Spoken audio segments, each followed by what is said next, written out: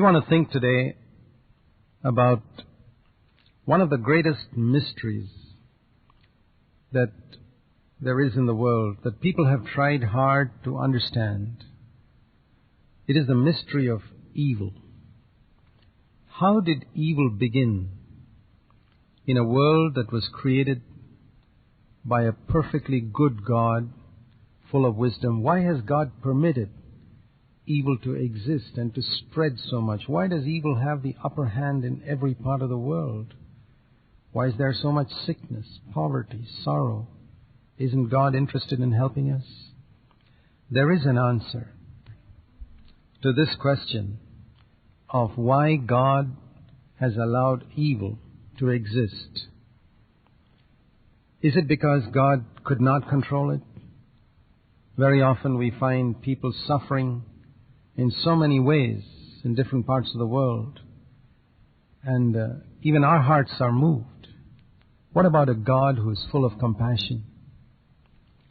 Now, before we proceed further, we need to understand that our human reasoning cannot tell us what God is really like. Just like a dog cannot understand a human being, because the human being is higher in the levels of creation than a dog. In the same way, we cannot understand God. If a dog is to understand a human being, the human being must explain himself to that dog, teach that dog commands.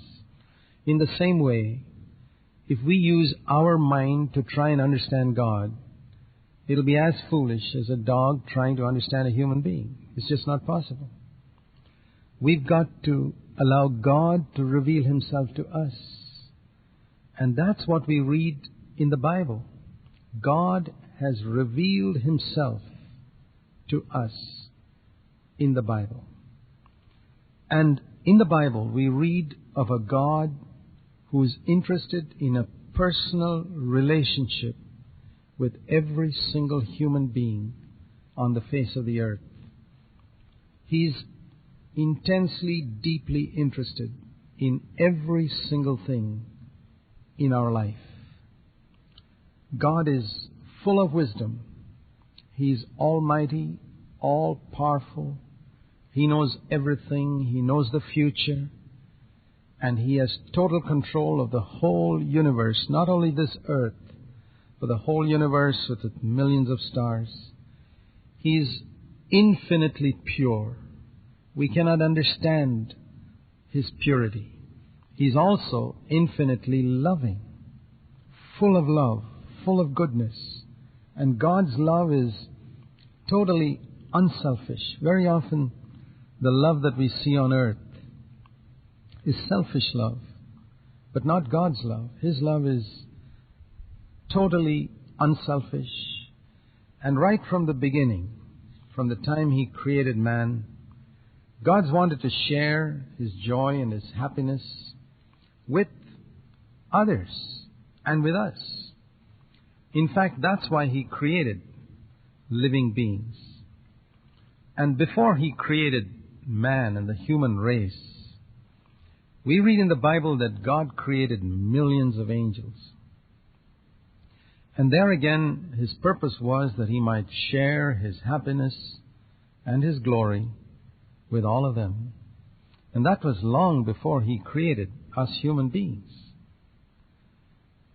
But one thing, when God created angels, He created them with a free will. Now, when God created the stars and the planets, He didn't create them with a free will.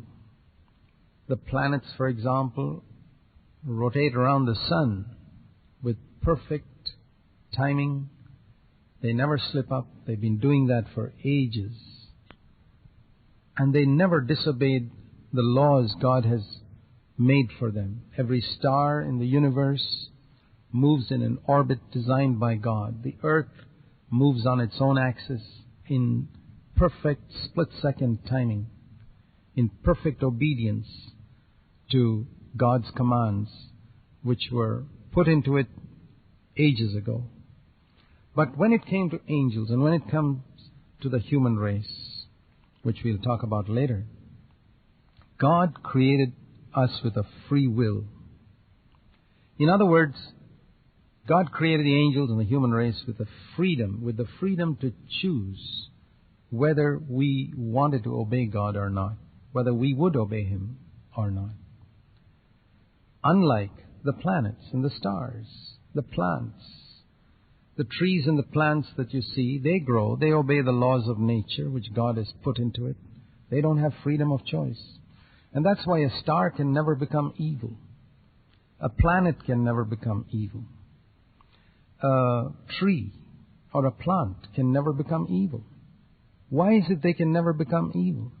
Because they have no freedom of choice. And though trees and plants may do us a lot of good, because God has created them like that, they cannot do good out of voluntary choice. A planet cannot do any good on its own. A star cannot. A tree cannot. It grows according to certain laws of nature built into it, and it has no choice. And so we can say these beings that have no choice, these parts of creation, like the stars and the planets and the trees, they can neither do good nor evil. They're like if you had a robot, a computerized robot in your home. You could program it to pick up your slippers and to do many, many things, to bring you the newspaper, perhaps even to make a cup of coffee, and many, many things you could program a robot to do. But a robot would not have any feelings. It would never disobey you. If you programmed it right, it would do every single thing that you ever wanted it to do. God could have made man like that, where we'd never do anything wrong. We'd automatically, blindly as it were, and dumbly obey God in everything. But God never wanted a race of people like that. They could never be His children. Robots cannot become our children, even though they obey. Any father would say, I'd rather have a naughty, disobedient son of my own than an obedient robot. It's like that with God. You know why human fathers feel that way? You know why robots and machines bring no joy to a childless couple? Because we are made in the likeness of God. We got something of God's nature in us. And we long, married couples long to have children. They're never happy with machines. They're never happy with obedient machines. They want children. And there we see the heart of God. God's also interested in children. And children, when we think of children, children can turn out to be disobedient. They can bring a lot of sorrow to our heart. And there we understand why God created the angels and human beings with a free will, not like the way He created the stars and the planets. See, that's the first thing that we need to understand. The first essential for a person to be a moral being is free will. And if we don't have free will, we cannot become moral beings. And the second essential is a conscience, something that tells us within us what is right and what is wrong. Now you see birds and animals, they also have a free will. They are better than the trees and the stars in the sense that they can choose. A dog can choose to obey you or not to obey you. But they're still not moral beings. They have no sense of morality. A dog or a bird or a lion, because it doesn't have a conscience. They don't have a conscience, though they have free will. So there are two things that we need, and that's what we see in ourselves. We have a free will and we have a conscience. And that's why these birds and animals can never become sinful or holy, because they don't have a conscience. They cannot become children of God. A dog cannot be a child of God because it doesn't have a conscience. You can train a dog over a period of time, and teach it that certain things it should not do and certain things it should do. But it's not because of an inbuilt conscience. It's because of external training. It's something like training a computer, teaching a computer through programming it to do certain things in a certain way. That's the way we train dogs too. But when it comes to the human race, we have a conscience. And before the human race was created, as I said, God made all the angels. And there were millions of them He created, and He created them with a free will. And among the angels was one who was the leader.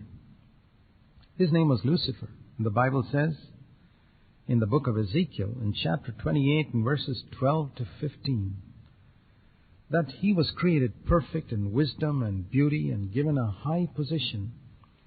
And gradually he began to have thoughts in his mind and ambitions that were not good. How did that happen? Because he had a free will. And that's where evil first began in this universe. Not only were Lucifer's thoughts evil, they were proud thoughts, rebellious thoughts, thoughts of discontentment with the lot that God had appointed for him. Up until then, the universe was perfectly pure. But now, evil had lifted up its head in the heart of a person God had created. And that's how evil came into the world. And initially, this evil that was in the heart of Lucifer, the head of the angels, did not manifest itself externally in any way. You see, evil always begins in the heart. Even a murder is planned by a man in his heart. And from the heart, it goes out into action. And that's how it was with Lucifer too. But as soon as this thing came up in his heart, God could see it. God can see a person's heart. And God cast out Lucifer from His presence. So there we learn something. God hates evil. But when He created a moral being, He had to give that moral being a free will. There, my friends, is the origin of evil. Now we want to continue considering this because there's a solution God has made through Jesus Christ. And we want to think about that in greater detail in our coming programs. But here, let's remember this today. Evil is not outside of God's control. It's something He knew was coming, and He permitted it, He accepted it, and He has provided a solution for it. That solution is in Jesus Christ.